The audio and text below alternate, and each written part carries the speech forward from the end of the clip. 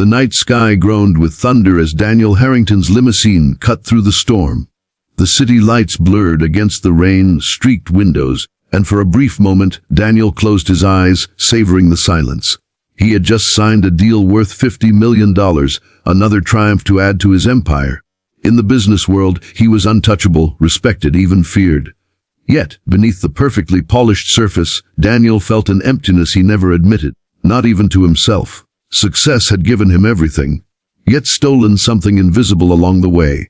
As the car turned into the private road leading to his mansion, Daniel's thoughts drifted back to his childhood. He wasn't born into wealth. His father had been a small-town shopkeeper, his mother a seamstress. He remembered watching them work late nights just to pay bills. They taught him discipline, ambition, and the hunger to rise above poverty. And he did, climbing from scholarships to investment banking, then founding his own firm. But along the way, he buried the warmth and empathy his parents once instilled. To Daniel, kindness became a weakness. Power was the only language the world respected. The limousine slowed suddenly, snapping Daniel back to reality. "Sir," the driver said hesitantly, "there's something on the road." At first, Daniel thought it was debris from the storm. But as the headlights pierced through the sheets of rain, his chest tightened. Two figures lay on the pavement, their frail bodies huddled together. An elderly man with thinning gray hair was shielding a woman, her skin pale, lips trembling, her dress soaked to the bone. For a second, Daniel froze. He had seen the homeless before, begging at traffic lights, crouching under bridges. His usual reaction was to look away, convincing himself he couldn't save everyone. But tonight felt different. The sight before him wasn't just poverty. It was desperation, fragility, the raw edge of humanity clinging to life. "Stop the car," Daniel ordered, his voice uncharacteristically sharp. The driver hesitated. "Sir, perhaps I should call the authorities." "I said stop." Daniel stepped out, rain drenching his tailored suit instantly. He rushed forward, kneeling beside the couple. The old man opened his eyes weakly, his voice hoarse. "Please help her." His trembling hand clutched the woman closer. Daniel's throat tightened.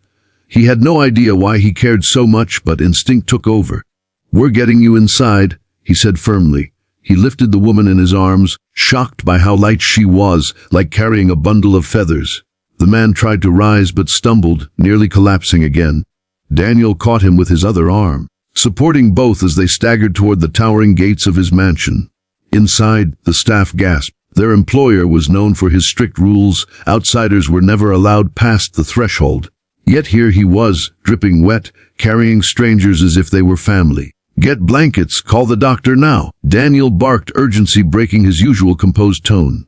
The staff scrambled into action. By the fireplace, the couple lay wrapped in blankets as steam rose from their wet clothes. The doctor arrived swiftly, examining them with a serious expression. Severe exhaustion, malnutrition, hypothermia nearly set in. They wouldn't have lasted the night. Daniel's chest clenched. The thought of them dying at his doorstep shook him more than any market crash or lawsuit ever could. When the doctor left, Daniel sat by the couple. Slowly, the man introduced himself as Edward and the woman Martha, his wife of 50 years. Their voices were faint, but their story unfolded with heartbreaking clarity. Edward had spent his life as a factory mechanic. Martha had been a schoolteacher, adored by generations of children. They raised 3 children, but after college, the kids drifted away, chasing careers overseas. Edward's retirement savings vanished after hospital bills drained their accounts. With no income and no support, they lost their apartment. For weeks, they wandered the streets. Pride had kept them from begging, but eventually survival forced them into the open. Daniel listened silently, every word cutting deeper. Here were 2 people who had worked all their lives, who had given to society, and yet society abandoned them in their final chapter. That night, Daniel couldn't sleep. He stared out at the rain, haunted by the image of Edward shielding Martha in the storm. "I could have lost them, right outside my gate." In the days that followed, Daniel ensured they had food, care, and warmth. He moved them into a guest suite, something they resisted at first. "We can't stay here," Martha whispered. "This place, it's not for people like us." Daniel's reply stunned even himself. "It is now. And you're not leaving." As their health improved, so did their trust. Edward would sometimes sit with Daniel in the garden, talking about life before money defined everything. Martha shared stories of her students, Her joy in teaching children who came from broken homes, her quiet pride in watching them succeed. Daniel realized something he had ignored for years. People like Edward and Martha were the backbone of society. The wealthy built towers, yes, but the humble kept the world standing. But change is never without challenge. When Daniel announced at his next board meeting that he planned to launch a foundation for struggling seniors, his directors pushed back. "This isn't charity, Daniel. We run a business. Shareholders won't accept wasted profits." "Wasted?" Daniel's voice thundered. "Do you call human lives wasted? If profit blinds you to suffering, then you're already bankrupt." The room fell silent. For the first time, his board saw not just a ruthless businessman, but a man driven by conviction. Still, the backlash came. Investors pulled out. Newspapers criticized him, calling his actions sentimental weakness. Old rivals mocked him, predicting his downfall. And through it all, Daniel wrestled with his own doubts. Was he risking everything for a cause too big to fix? One night, while he sat in his study, Martha knocked gently. She handed him a small, crumpled photo. "This was our home before it all slipped away," she said softly. The picture showed a modest house, nothing grand, but filled with warmth. "You gave us more than shelter, Daniel. You gave us dignity again." Tears pricked Daniel's eyes, tears he hadn't allowed himself in decades. "No, Martha," he whispered. "You gave me something. You reminded me who I should have been all along." A month passed. Daniel's foundation opened homes for dozens of elderly couples abandoned by society. He created programs where retirees could mentor young workers, passing on wisdom instead of fading into obscurity. Slowly, the world began to notice, not just the failure of a system, but the possibility of change when compassion leads. But fate tested him again. Martha fell ill suddenly, her fragile heart giving way.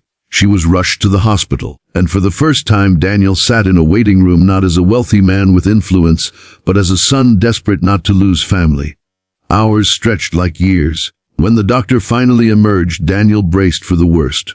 "She'll survive," the doctor said. Relief flooded Daniel's body, and he realized something profound. Money couldn't buy love, but love could give money purpose. Years later, Edward passed peacefully in his sleep. Daniel held Martha's trembling hands at the funeral, his own grief raw. But unlike before, he didn't feel empty. He had loved, he had cared, he had given, and that was a wealth no market crash could erase. When people asked him why he, a man of power and prestige, devoted his fortune to strangers, Daniel always answered with the same story. "One rainy night, I saw an elderly couple collapsed outside my home. Saving them saved me too. And to you watching right now, I want to ask, what would you have done if you found Edward and Martha outside your home? Would you have stopped or driven past? Tell me your honest thoughts in the comments below, because kindness begins with awareness. If this story touched your heart, please like, share, and subscribe to Be Kind Always. Every view, every comment, and every share helps spread the message that compassion can change lives. Let's create a world where no one is left to collapse in the rain, unseen and forgotten.